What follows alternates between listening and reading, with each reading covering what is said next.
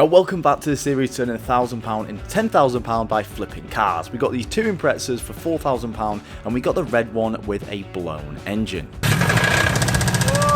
Now I already bought a replacement engine for this Impreza and we put it in the car and we actually got it running. Only to find it was the wrong engine, so we had to take it out again. So after stripping down the original engine, I found out that the bearings are floating on the crank and the whole bottom end of the engine was gone. So we actually managed to find a second-hand short block. So in the last video, we took everything off the old engine that we could reuse and we completely built up this new EJ20 from scratch. This was the first time I've ever worked on these engines and I'm intrigued to get it in the car to see if all the work that we've done is going to pay off. Will it run? Good morning everybody, I just scared the shit out of Ellis. Anyway, what do you say Ellis? Someone recognised you the other day from my videos? Yeah. How did it make you feel? Happy. Hey, you liked it? Yeah. Oh cool, that's nice. Anyway, this is the Subaru Impreza and it's been giving us nothing but nightmares. Now, in the last video, we got a spare block. We got an EJ207 bare block. And we built up the bare block, we built all the oil pump on, the water pump, the timing gear back on. We built it basically from a bare engine.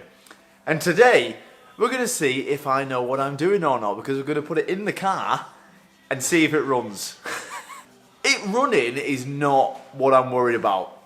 What I am worried about is if I've missed an important seal, or I've not sealed something properly, and it starts pissing out oil or water. That is the main thing I'm actually worried about. It should run, I mean... Well, I don't know, it might not. I suppose let's just get it in and find out. Now, there are lots of things missing off the engine. We've got no power steering pump, no alternator. There's a coolant line at the back which I need to install. But we don't need it to run it. So we don't need the alternator on, we don't need the power steering pump on. We can put that on after. I first of all just want to make sure it runs. So all we got to do is drop it in the car, hook up the fuel lines, hook up the wiring and crank it. Let's drop this bad boy in. Is it going to run? Hopefully. Yeah, but what do you... Well, yeah. Yes! He trusts my mechanic work. No idea why. Now I'm doing one final check of all the oil lines, coolant lines and all the sensors, because once this engine is in the car, access is horrendous. Now this would have been probably my 5th or 6th time of actually putting an engine in or out one of these Subarus, so I'm getting pretty good at it.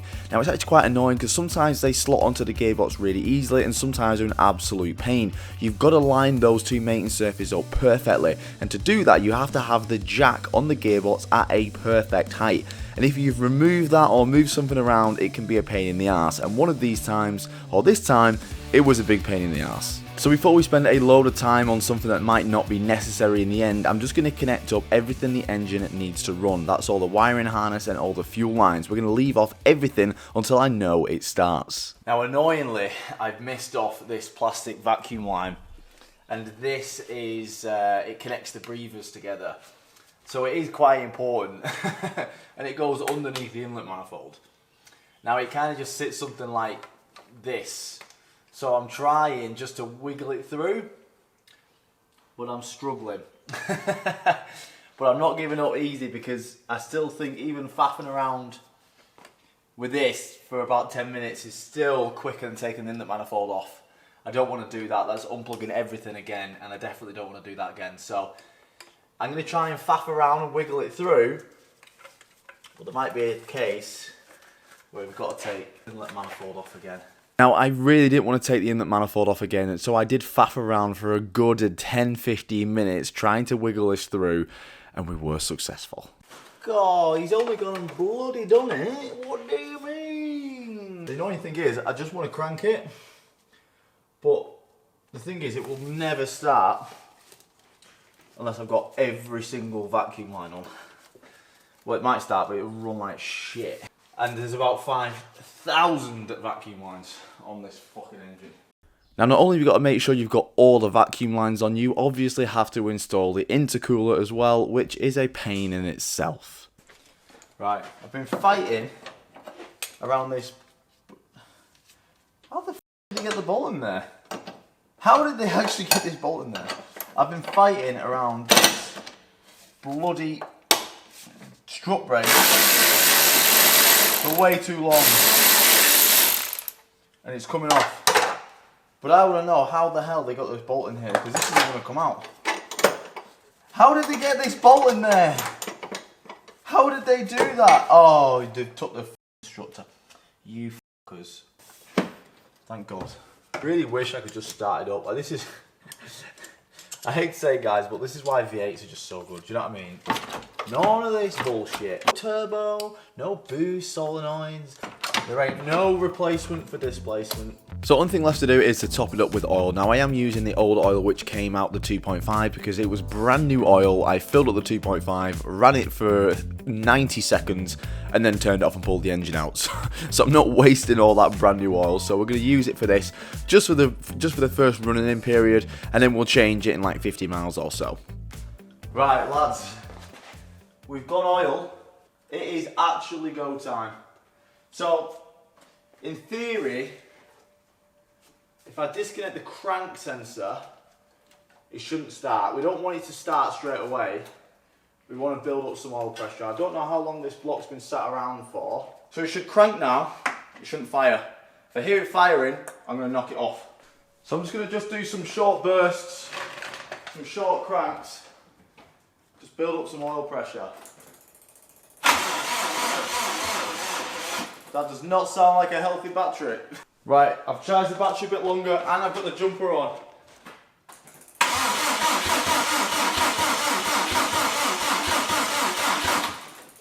So I'm going to get some fuel, so I'm going to get some oil pressure. It's dying. You know. For God's sake. Now I actually had to stop there because I was going on a 6-day trip to Monaco planning a road trip.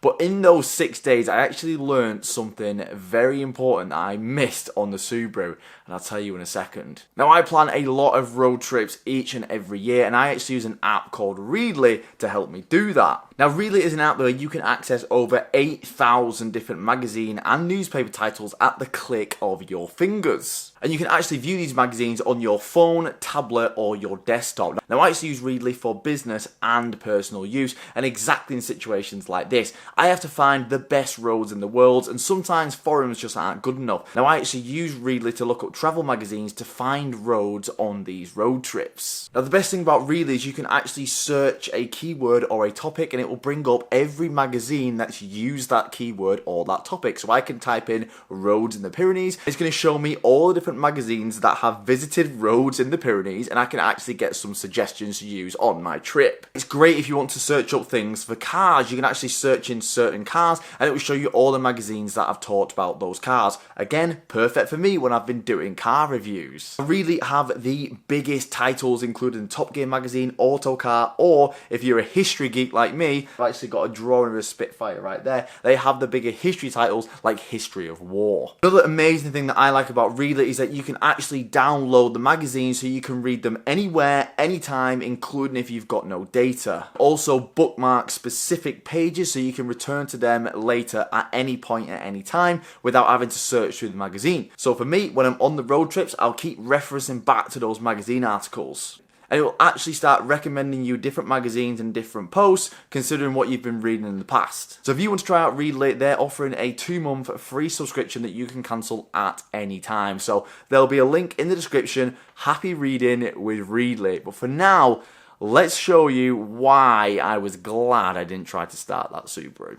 Now, I've just come back from a week trip driving to Monaco. In the last episode, I put the engine in and I had to leave it.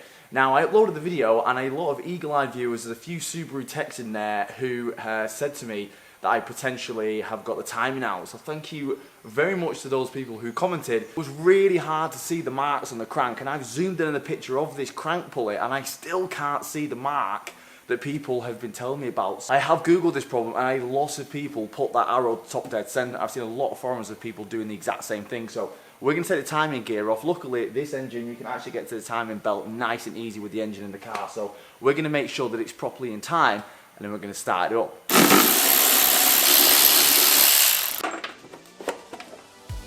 Now luckily the timing belt is super easy to access on this vehicle, and it's actually one of the good things about this engine, so I'm glad that we don't have to take the engine out to fix this problem. Now the fact the radiator isn't in, it makes this a hell of a lot easier, but all it is just taking the crank pulley off, which is held on by one 22mm nut, and then there's around 12 10mm bolts holding on the timing covers. Okay, so this arrow apparently is not TDC. Apparently this arrow should be pointing right towards the oil pump. Now that would mean there should be a mark here. That would mean there should be a mark here. But on mine, there is not. There is no mark over this side of the crank. Now apparently there should be a mark on the back side of the teeth here, from what I've been reading online.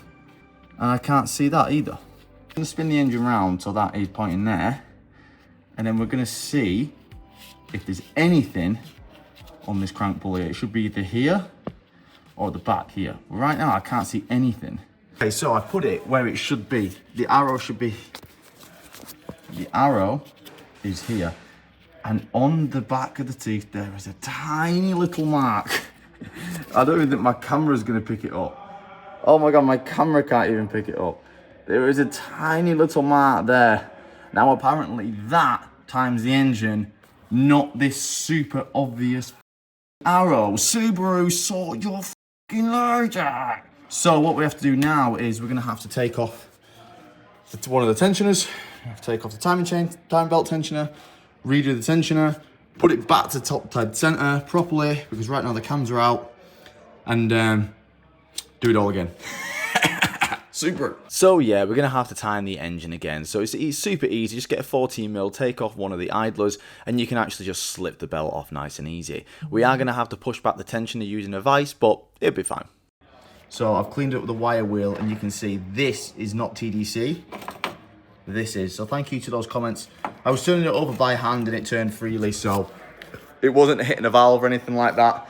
If that was hitting a valve, I would have felt it when I was cranking the engine over by hand. What you'd have is the piston trying to go this way and the valve trying to come this way. So you get to a point where you wouldn't be able to complete a full rotation by hand, because the valve would be hitting the piston. You'd hear a clonk and then you wouldn't be able to go past it. So we're all right. We just need to retime it up again.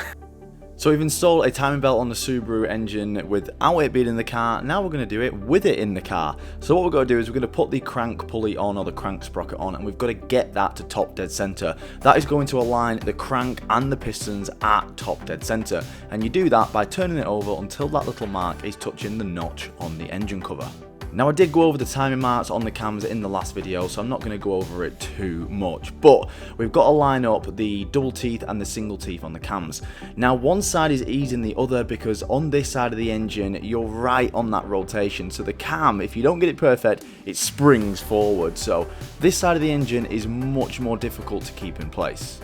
And once you've got the crank at top dead center and the cams at top dead center, you can actually start wrapping the belt around. Now the cams on the left hand side of the engine were easy to get in time, but because they're moving freely, you've got to be careful, because one little touch and they'll move out. So you've got to be really careful on that side of the engine that I'm doing now. Now what I found works is to get the belt around, and then once you're all timed up, you can get the final idler and you can actually bolt that down. But you've got to be careful to not make sure the belt pulls on one of the cam pulleys while you're doing this. And see, now these ones are still in time, but these ones have moved. So you've got to hold these in place, which is really annoying. Now one thing that is very important, and I'm going to do it again, is to turn the engine over by hand. Now you are going to have to compress the timing belt by hand, because the tensioner is not putting any tension on the belt. So if you just turn without putting tension on the belt, it's just going to slip over the teeth of the cams and it's going to just send everything out of time again. So grab it tight, do two full rotations, and if everything's still in time, pull the pin on the timing tensioner.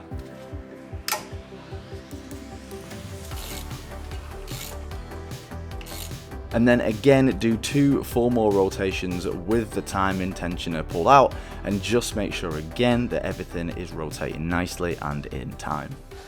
Right, we're going to crank it over, get some oil pressure. I hope that this battery is charged.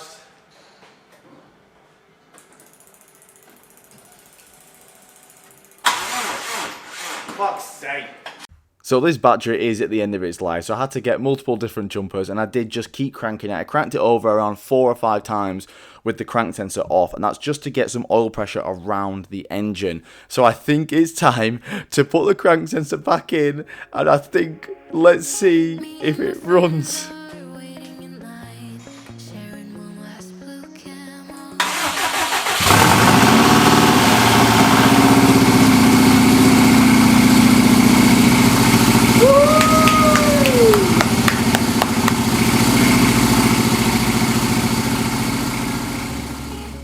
Now it is running, but it doesn't sound too happy. It sounds like multiple sensors are plugged in, and it just sounds like the ECU has no idea what the hell is going on. That's amazing news, absolutely amazing news. It runs and it doesn't sound like the bottom end's hanging apart.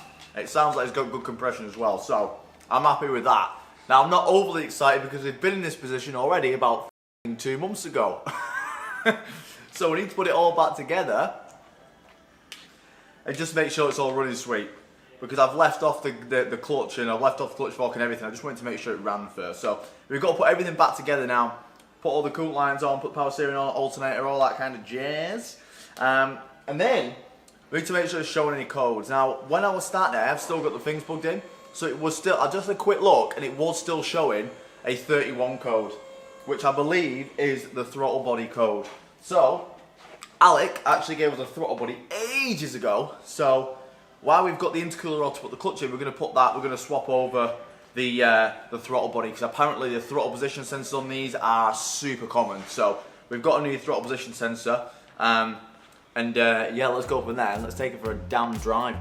And most importantly as well, we're going to actually put the exhaust on. It's really hard to listen to a car like this to see how it's running when it's coming straight off the manifold, especially with a unequal length boxer engine like this. You can't really tell if it's a misfire or it's just the boxer engine. So we're actually definitely going to put the downpipe and the exhaust back on as well. And of course, to access all those things, we have to take off the intercooler. So for the 6,093rd time, we're putting the intercooler back on. And since we know it runs, we can actually start putting the engine back together as well. So we can actually bolt up the power steering lines, and we can actually put on the header tank or the expansion tank for the coolant, so we can really get up to temperature. And the last thing we want is something dropping on the timing belt as it's spinning and potentially ruining it. So we're going to put all the timing belt covers as well.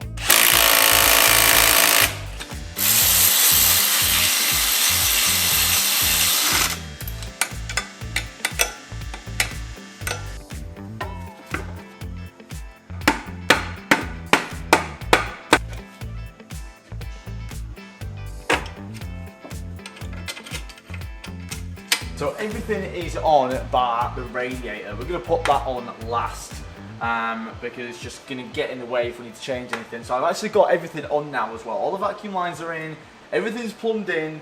So I think we're going to start it up and see what it sounds like with the exhaust. So it's hard to tell how it's running when it's just coming straight off the manifold. So I think we're going to get the battery, hopefully it's charged enough, and we'll fire her up with everything on and hopefully give her a few revs. It'll be good to see as well what codes they're saying. We are missing a lambda sensor now. Weirdly enough, this engine never came with one, which was really weird, but down it, it's sending us a lambda sensor.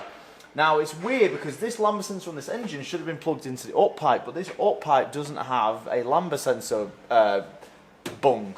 Very strange. We have got a lambda sensor bung on the down pipe, so we can just run the lambda sensor to the back, and at least the ECU is then knowing what kind of fueling is going on. So let's get the battery and let's fire her up.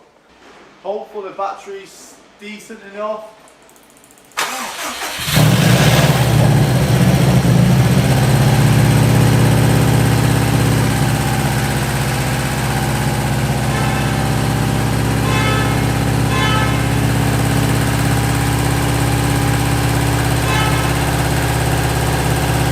So the idle has dropped and it's idling quite nice now. It's a little bit tappety, but I think that's just because the heads have been sat around for so long that the oil hasn't really got into the tappets yet. I remember my 190, when it was sat around for a while, it was really tappety. And when you go for a drive and you get the oil pressure up, the oil gets into the tappets, it quiets them down. But that's idling actually really nice. Now there's one code that keeps throwing up. We used to have 2 codes, so now we've only got 1, which is amazing. And it's code 31. I'm pretty sure that's related to the throttle position sensor, but I'm going to Google it and find out.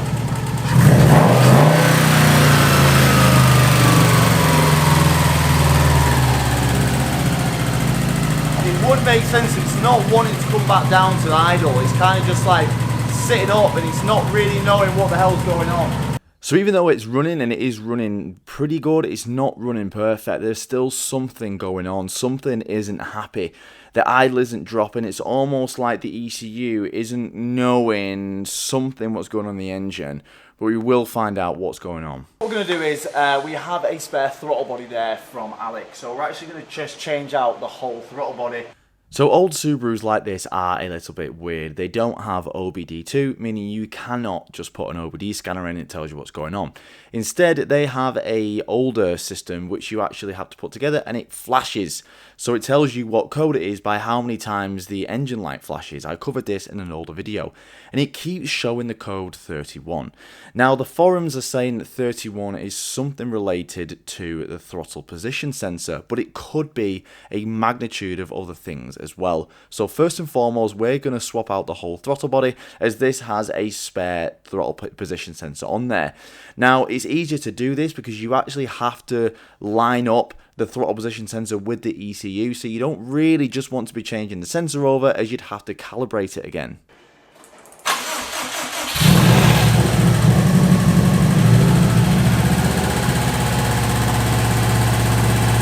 So as you can see, that did not fix the problem and it's still really hunting at idle. Something is still going on.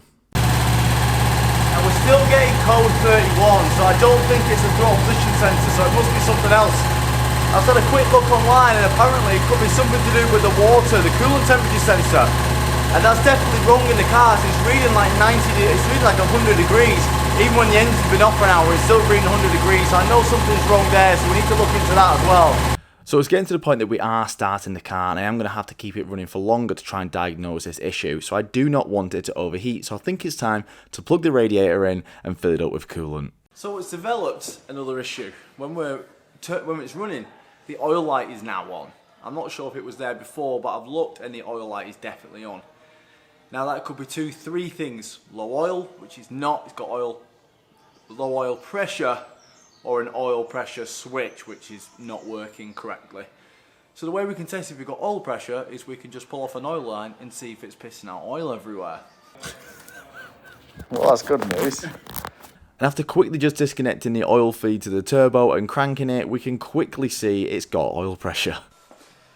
So that would lean towards the fact we have got oil pressure, which is good, but maybe it's just an oil pressure switch which is faulty. This is the original oil pressure switch off the original blown engine, so that could be the problem all along. I don't actually have a spare one, unfortunately. Now our second problem that we've just learned from when it was just running and why it was probably running like shit. Steve came over and had a look, and Steve noticed that the blow-off valve was actually open when it was idling, which shouldn't be the case. That should be shut, and it should be letting boost pressure through the intercooler, because what's going to be happening there is that's going to be letting out air that it's going to be sucking in, and also it's going to be sucking in air that's not measured by the airflow meter, so that's going to be making it run like a piece of shit as well. So this is just, stuff like this is just bollocks. All these shit old dump valves, they're just crap. So what we're going to do is, for the time being, we're just going to bung it off. So basically what we're going to do is we're going to be giving it a blanking plate. Now that's what people do that, and that's how you get the flutters, because what's happening there is the air's got nowhere to go, so it's going back into the turbo, and when you're hearing that flutter, that's the air hitting the blades, the back pressure of the air hitting the turbo blades. So a lot of people put blanket plates on cars and stuff, and a lot of like aftermarket ones don't even run blow-off valves or recirc valves. So we're going to take off this recirc, this dump valve, because I don't have a standard recirc. So we're just going to just blank this off for the time being, and that's going to just take away this problem short term.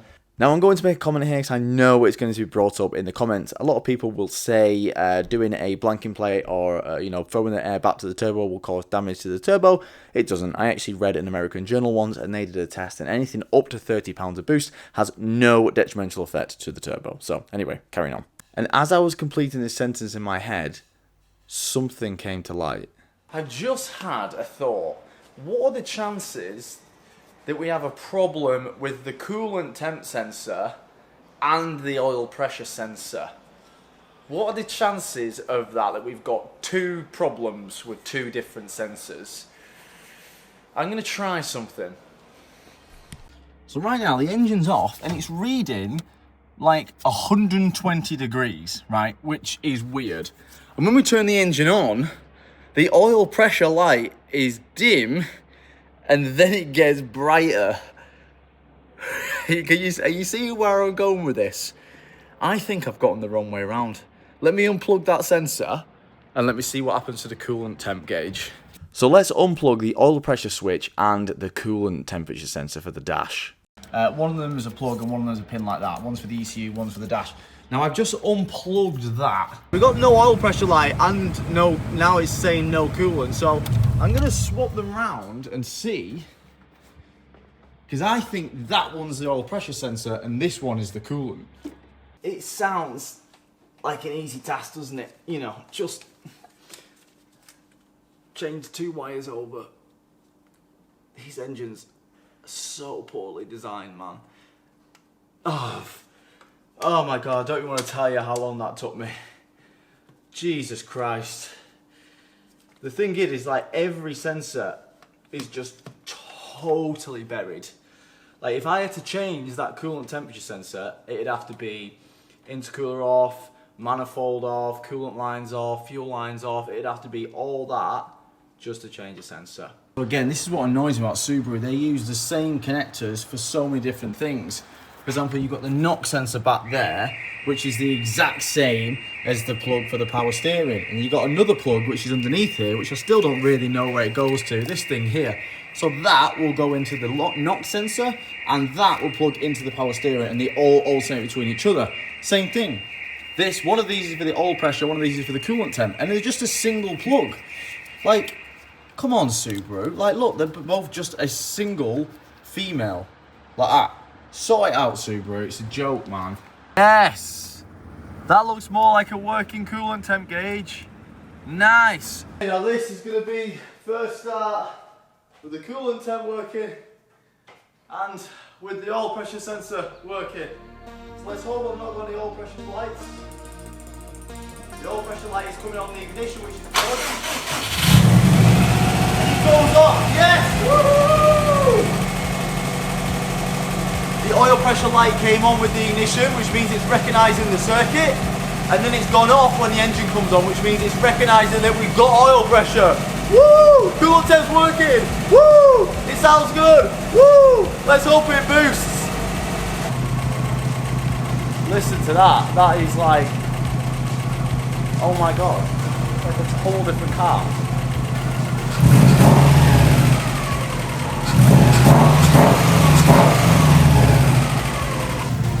This is how it's running. It's running great. Blanking plate, blank that off with a locking window. Probably going to get a standard reset valve. Trying to bleed out the coolant a bit now. Also, now the coolant temperature's plugged in, the fans aren't on full, which is great. Got no oil pressure light, coolant temp is working. Still got code 31 flashing, which is annoying, but it is what it is. Sounds great. We have a vacuum line down here, which is unplugged. I'm guessing that was for this boost gauge, so I might try and route that or see even if it's plugged in, because if it is plugged in, we've probably got a bit of a vacuum leak somewhere, so I might try and pull that and see where it comes from. Make sure it's not plugged into anything, we've got a loose vacuum source, but we've f***ing done it. That was long. We've got to take it for a drive, but I mean, you can just tell that's happy. That's really happy, man. We have one problem. The coolant expansion tank is behind here, and I'm pretty sure when we were welding around there, we burnt a hole through it. Look at it, it's leaking. So I've got a leak from over this side of the car, and it's coming from around the wheel arch here. So what I've been looking at is, it's melted. It's like full on melted. Look at that. So I'm gonna have to take this out. I need to change that. I didn't really think there was anything behind here, but turns out there is. So I've got to get this out. Turns out this little thing here has a nut in the side. So I'm hoping we can take it out from the inside and slide it out through this wheel arch. That's what I'm hoping. No!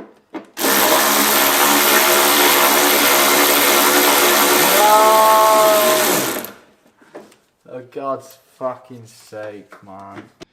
You were no match against Gordon the Grinder, my friend. Right, I think.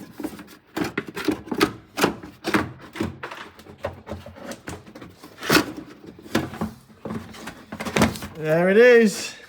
Oh, yeah. Wow. Well. That's definitely from when we were welding, lads. So my camera has died, so I'm going to end the video here. The Subaru is running. It's running great. I'm so happy that it's running. I can't wait to actually drive the damn thing. We are going to have to order one of those coolant expansion tanks. And it was quite dirty in there. Like, the state of the coolant was really crap. So what I'm going to do is, the next video, I'm going to take the radiator back off, and we're going to flush through that radiator. It looks nice and clean from the outside, but looking at the state of that inside of that expansion tank, I'm going to flush that through. So I wouldn't be surprised if it's a little bit clogged, which would make sense why one side's really hot and the other side isn't that as hot. So maybe the flow in here isn't amazing. So we're going to take that radiator off and clean that radiator. Just flush it through with a hose pipe. And then I'm going to try and get one of those coolant expansion tanks.